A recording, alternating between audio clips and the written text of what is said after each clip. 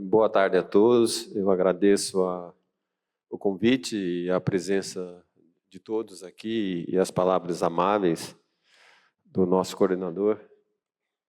E veja, esse tema é um tema realmente é um desafio no tratamento da insuficiência cardíaca, conflito de interesse.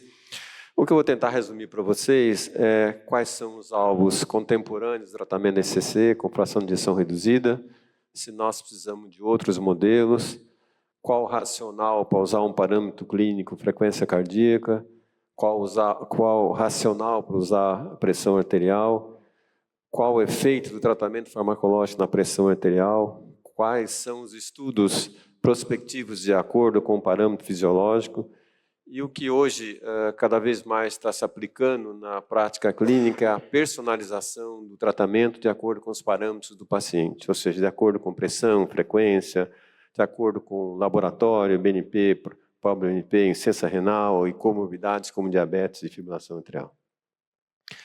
Esse é o primeiro slide que mostra quais são os mecanismos que nós baseamos hoje para o tratamento da ICC.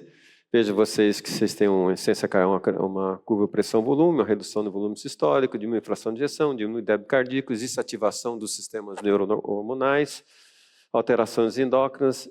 Então, isso é praticamente o objetivo, ou seja, a inibição desses mecanismos e a estimulação de alguns, que são os objetivos no tratamento da insuficiência cardíaca. Mas isso é suficiente? Ou seja, esse slide ele resume principalmente ao desfecho mais importante na insuficiência cardíaca, a mortalidade de qualquer causa ou mortalidade total. Ele resume o resultado de trials especificamente para a mortalidade total. Então vejam vocês que a associação de IECA, beta-bloqueador e antagonista mineralocorticoide reduziu a mortalidade ajustada a isso por ano em 25% aproximadamente. Quando se trocou IECA por sacubitril/valsartana, se tem um trial, uma redução de mortalidade absoluta pequena, mas nós temos 2 trials negativos. Quando nós incluímos inibidor de SGLT2 para mortalidade, temos uma redução pequena de mortalidade, um trial positivo para redução de mortalidade e outro negativo. Hidralazina nitrato reduziu uma população selecionada. Ômega 3, com um trial, ômega 3 reduziu mortalidade somente em um trial, mas praticamente muito pouco. E coenzima Q10 reduziu também, mas somente um trial, isso não foi repetido. Veja vocês que existe aqui realmente espaço para mudar o modelo de tratamento da insuficiência cardíaca, porque, a não ser a tríade inicial, todos os trials, as medicações que foram utilizadas, elas têm uma eficácia muito reduzida no tratamento da insuficiência cardíaca. E, principalmente quando existem trials que dão positivo e trials que dão negativo. Aqui só para explicar. E o que é mais interessante, essa é uma publicação de abril de 2024. Veja, abril de 2024 é muito atual, acho que 2 semanas atrás. E que dá a mortalidade nos Estados Unidos em relação à insuficiência cardíaca. Vejam vocês aqui nesse primeiro mouse, tá? Nesse primeiro gráfico, né, vejam vocês que a mortalidade da insuficiência cardíaca havia reduzindo, e, de repente, ela começou a aumentar de novo. Veja, e isso em todas as situações, em idade, sexo, urbanização, região. E aqui vocês têm a época que foi introduzido o Entresto, a época que foi introduzido, a sacubitril/valsartana, a época que foi introduzido o inibidor de SGLT2, vericiguar. Vejam que, apesar dessa medicação, a mortalidade continua aumentando. Será que realmente é uma questão epidemiológica de aumento de risco ou será que esses tratamentos não estão mudando a mortalidade da insuficiência cardíaca no mundo real? Isso é uma dúvida para vocês.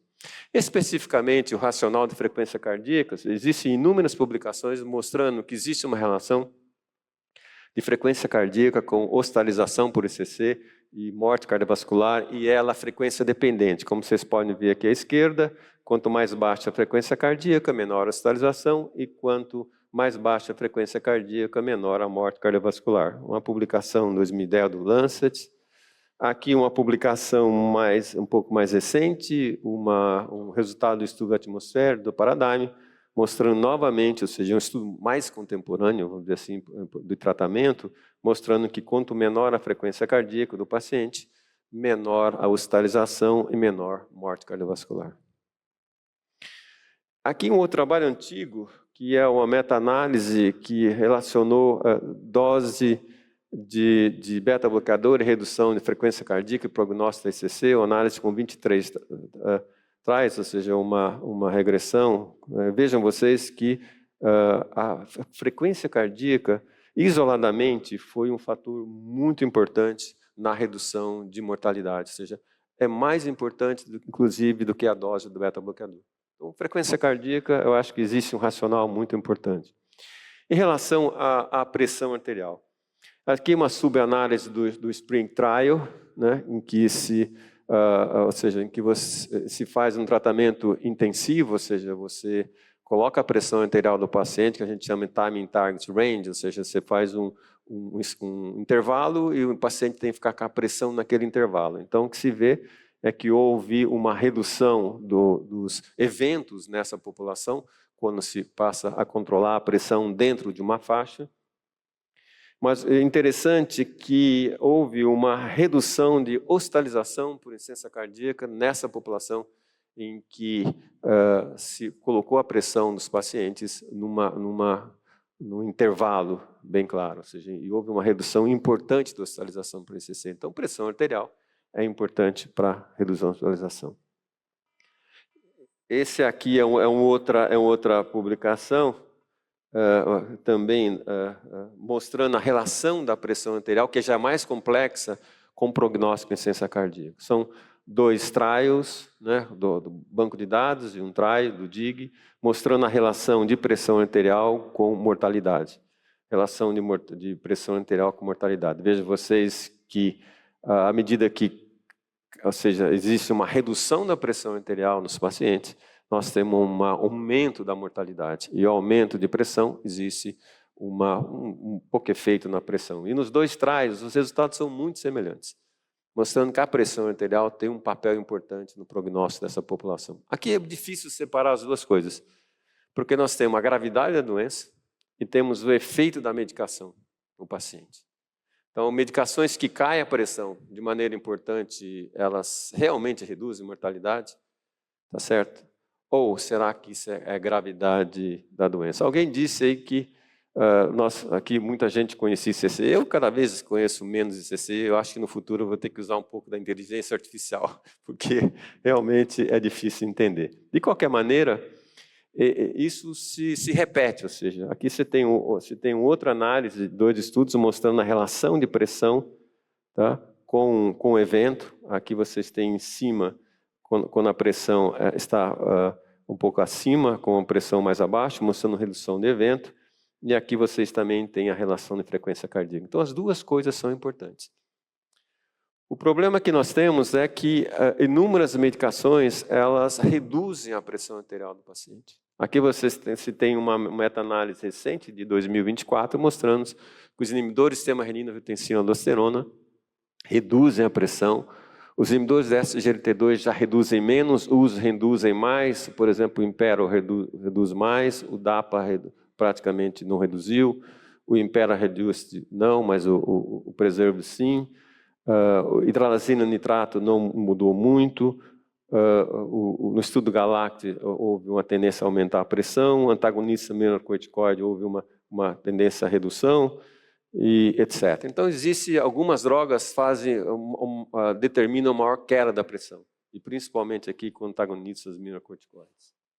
Mas isso também é outro aspecto interessante, ou seja, é que como é que o seu paciente tem pressão baixa, como é que ele evolui a pressão?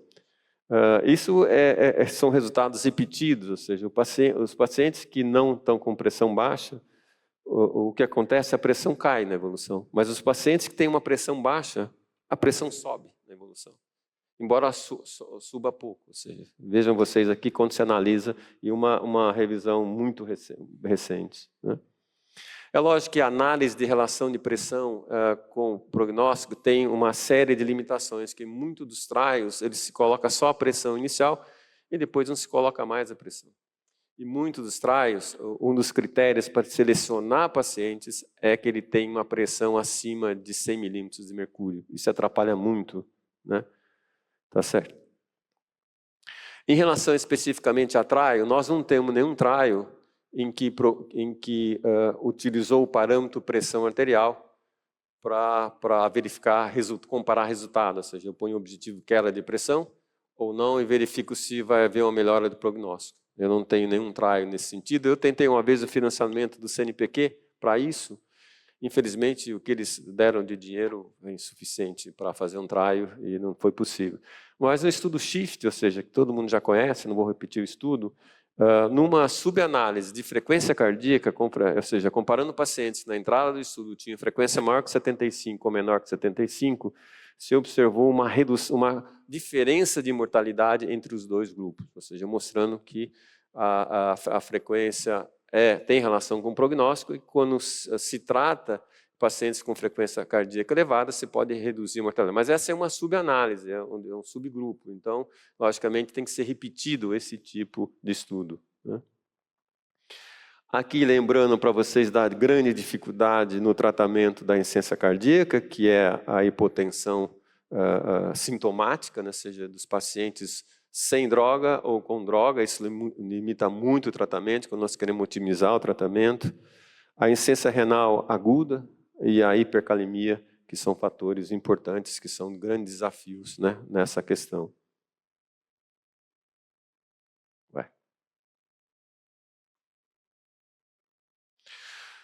Então, ou seja, o que nós fazemos hoje no tratamento da insuficiência cardíaca? Praticamente nós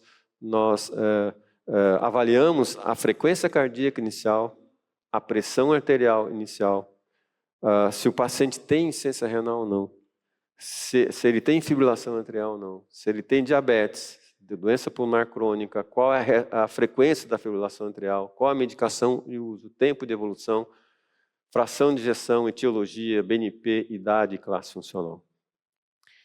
E hoje se tem discutido muito, ou seja, qual a medicação que deve ser introduzida no início, se a gente deve usar os 4 pilares. Veja, os 4 pilares, na verdade, nunca foram testados, como principalmente os guidelines americanos preconizam, isso nunca foi testado. Eles tiraram isso de uma estimativa de risco, redução de risco.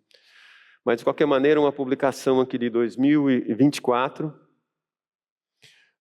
mostrando que os inibidores do sistema renina-angiotensina-aldosterona têm um efeito importante na queda de pressão. E provavelmente é o grupo de medicações que mais fazem cair a pressão arterial.